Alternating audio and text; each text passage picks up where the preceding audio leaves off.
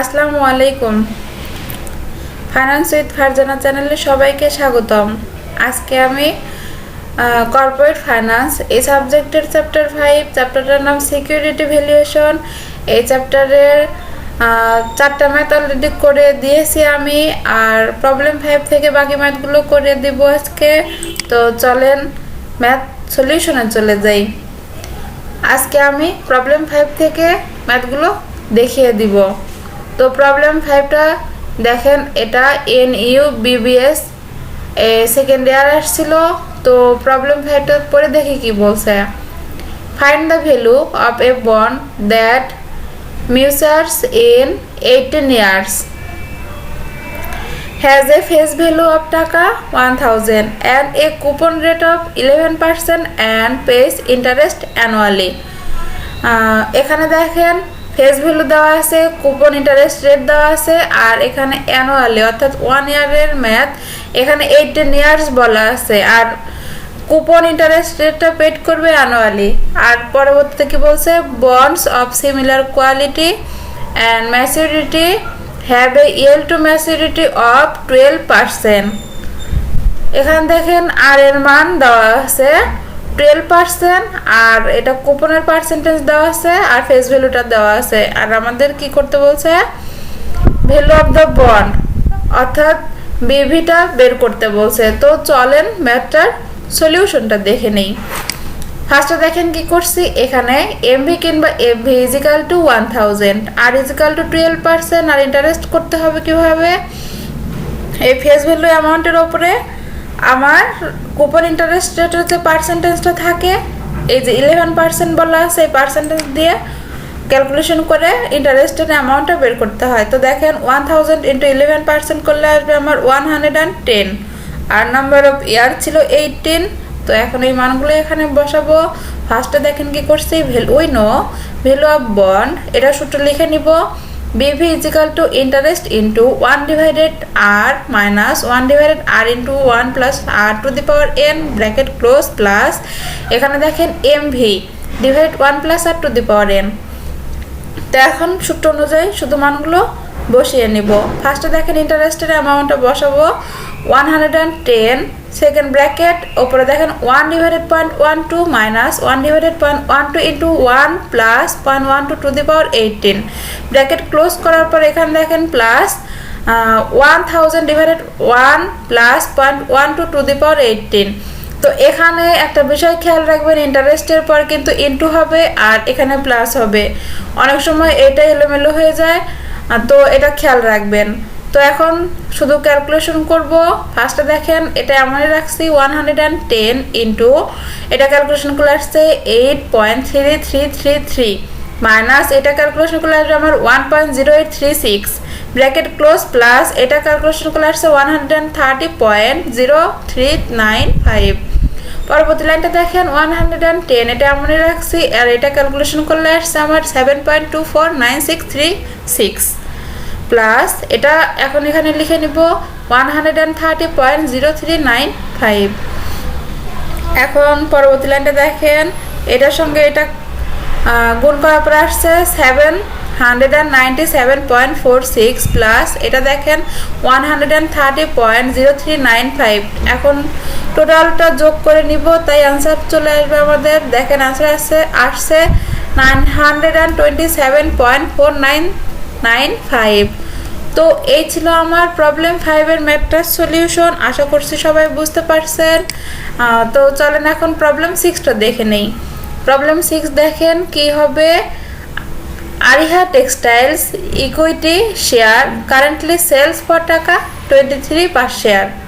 The company's finance manager anticipates a constant growth rate of 10.50% and an end of year dividend of টাকা 2.50 if the investor requires a 17% return should he purchase the stock। এখানে আমার P0 এর মান বের করতে হবে, সবগুলো amount দেওয়া আছে, আর এই স্টকটা পারচেজ করবে কিনা এটা আমার বলতে হবে। ম্যাথটা বের করে সলিউশনটা করে দেখাইতে হবে। তো চলেন ম্যাটার সলিউশনটা দেখে নেই। এখানে দেখেন উই নো, এখানে P0টা বের করব। P0 বের করার সূত্র দেখেন, এখানে আপনার এখানে কোনো নাম্বার অফ ইয়ার দেওয়া নাই। এখানে নাম্বার অফ ইয়ার না দেওয়া থাকলে তখন এই সূত্রটা ব্যবহার করতে হবে, D1 divided KE minus G। এখানে D1টা দেওয়া আছে কোশ্চেনে, দেখেন এখানে dividend end of the year dividend দেওয়া আছে 2.50, এটাই D1 এর মান। KE দেওয়া আছে 17% আর গ্রোথ রেট দেওয়া আছে 10.50%। তো এখন সবগুলো অ্যামাউন্ট এখানে বসাবো। শুধু দেখেন D1 divided KE minus G, তো অর্থাৎ 2.50 ডিভাইডেড 0.17 মাইনাস 0.105, ক্যালকুলেশন করলে আসবে দেখেন 38.46।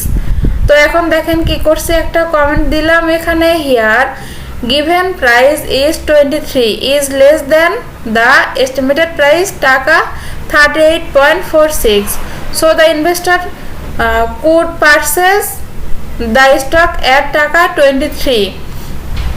এখানে যে 23 টাকা দিয়ে যে পারচেজটা ছিল, এই যে সেল, এটাই সে হচ্ছে ক্রয় করবে, পারচেজ করবে, কারণ এই যে বর্তমান এই ম্যাথটা করার পরে যে অ্যান্সার আসছে এটা থেকে ওইটা কম। তো এই ছিল প্রবলেম 7 এর ম্যাথ সলিউশন। তো চলেন প্রবলেম 8, এটা ছিল প্রবলেম 6 এর ম্যাথ সলিউশন। তো এখন চলেন প্রবলেম 7টা পরে দেখি কি বলছে। প্রবলেম 7 দেখেন, following are the information relating to A bond. এখানে ফেস ভ্যালু FV আছে টাকা 2000, কুপন রেট আছে 13%, ডিসকাউন্ট রেট আছে 15%, ম্যাচুরিটি পিরিয়ড 7 ইয়ার্স। সবগুলো অ্যামাউন্ট এখানে সরাসরি বলা আছে। আর রিকোয়ার্ড কি বলছে, what will be the price of the bond it interest is paid yearly আর বাই মান্থলি। এটা আমাদের ইন্টারেস্ট পেডেরটা বের করতে হবে। সবগুলো অ্যামাউন্ট দেওয়া আছে এখানে, একবার ইয়ারলি বের করতে হবে, একবার বাই মান্থলি বের করতে হবে। তো চলেন ম্যাটার সলিউশনটা দেখে নেই। ফার্স্টে দেখেন কি করছি, রেকর্ডের ক্ষেত্রে ভ্যালু অফ বন্ড BV, এখানে দেখেন ইন্টারেস্ট ফার্স্টে বের করে নিব।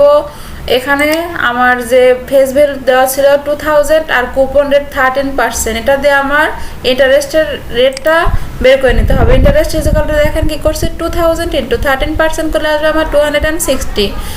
আর কোশ্চেন আর এর মান রিকোয়ার্ড রেট অফ রিটার্ন কিংবা ডিসকাউন্ট রেট ছিল 15%, এটা আর এর মান। আর ম্যাচুরিটি পিরিয়ড 7 ইয়ার্স, ওইটা দেখেন এখানে লিখে রেখে নিয়েছি। তার পরবর্তীতে MV কিংবা ফেস ভ্যালু 2000। এখন দেখেন সূত্র করছি, BV is equal to interest into second bracket 1 divided R minus 1 divided R into 1 plus R to the power n bracket close plus MV divided 1 plus R to the power n। তো এখন required 1 yearly সূত্র, এই যে সূত্র একটাই হবে, এই জন্য সূত্র একবার লিখে নিয়েছি আর এখানে শুধু ক্যালকুলেশন করবো অ্যামাউন্ট দিয়ে। তো দেখেন এখন মানগুলো বসিয়ে দিব। ফার্স্টে 2060 আমার ইন্টারেস্টের মান যেটা বের করছে ওটা এখানে বসাবো। সেকেন্ড ব্র্যাকেট 1 ডিভাইডেড এই যে আর এর মান 0.15 minus 1 divided 0.15, first bracket 1 plus 0.15 bracket close to the power 7, second bracket close করে দিব প্লাস এখানে 2000 divided first bracket 1 plus 0.15 bracket close to the power 7। তো পরবর্তী লাইন দেখেন কি করছে, 260 ফার্স্ট ব্র্যাকেট, এটা ক্যালকুলেশন করলে আসবে আমার 6.667 মাইনাস এটা ক্যালকুলেশন করলে আসবে 2.506246 প্লাস এটা ক্যালকুলেশন করলে আসবে আমার 751.874। তো পরবর্তী লাইন দেখেন কি করছি, 260 ইন্টু এখানে দেখেন এটা থেকে এটা মাইনাস করার পরে আসছে, এখানে দেখেন 260 ইন্টু 4.160753 প্লাস এখানে দেখেন এটাই লিখবো এখন 751.874। পরবর্তী লাইন দেখেন কি করছে, এটার সঙ্গে এটা গুণ করার পরে এখানে আসবে 181.7957 প্লাস 751 ইন্টু 874। তো টোটাল ক্যালকুলেশন করার পরে অ্যান্সার আসবে দেখেন এখানে 1833.669, অর্থাৎ টাকা 1834। তো এই ছিল রিকোয়ার্ড 1। এখন রিকোয়ার্ড 2 করব। রিকোয়ার্ড 2 তে বলা ছিল বাই মান্থলি হলে বছরে 6 বার, যেমন আমরা সেমি অ্যানুয়ালি হলে 2 বার করি, কোয়ার্টারলি 4, এইভাবে বাই মান্থলি যদি বলা থাকে কোশ্চেনে তখন 6 হবে এম এর মান। তো এখন দেখেন এখানে ইন্টারেস্টটা যখন বের করব তখন অবশ্যই 6 দিয়ে আমাদের আলাদা করে বের করে নিতে হবে। আর যদি আপনার মান্থলি ছাড়া সেমি অ্যানুয়ালি, উইকলি যেটাই বলা থাকুক, তখন আপনার এখানে হিয়ারে ইন্টারেস্ট বেশ কিছু চেঞ্জ আসবে। ইন্টারেস্টের সঙ্গে 6টা দেখেন ভাগ করছি, নাম্বার অফ ইয়ার বের করার সময় যে নাম্বারটা ইয়ার ছিল ওইটার সঙ্গে আমি এই পার্সেন্টেজ এই মানটা গুণ করব, বাই মান্থলি 6 গুণ করব, আর এর মান বের করার সময় ভাগ করতে হবে। অর্থাৎ 3টা জায়গায় দেখেন চেঞ্জ আসছে। ফার্স্টটা দেখেন interest is equal to 2000 into 13%, যেটা আমি কিন্তু শুরুতেই দেখেন এটা করছিলাম, এটা ডিভাইডেড 6 করলে আনসার আসছে দেখেন 43.333। পরবর্তীটা দেখেন এন এর মান ওখানে ছিল সরাসরি 7, আমি এখানে কি করব 7 ইন্টু 6 অর্থাৎ 42।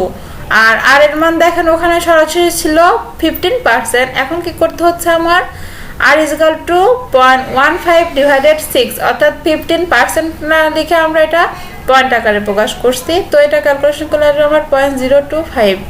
অর্থাৎ দেখেন এখানে কিন্তু কতগুলো চেঞ্জ আসছে। তো এখন এই মানগুলো শুধু এখানে বসিয়ে ক্যালকুলেশন করব। ফার্স্টে দেখেন কি করছে 43.333, second bracket 1 divided 0.025 minus 1 divide 0.025 bracket close.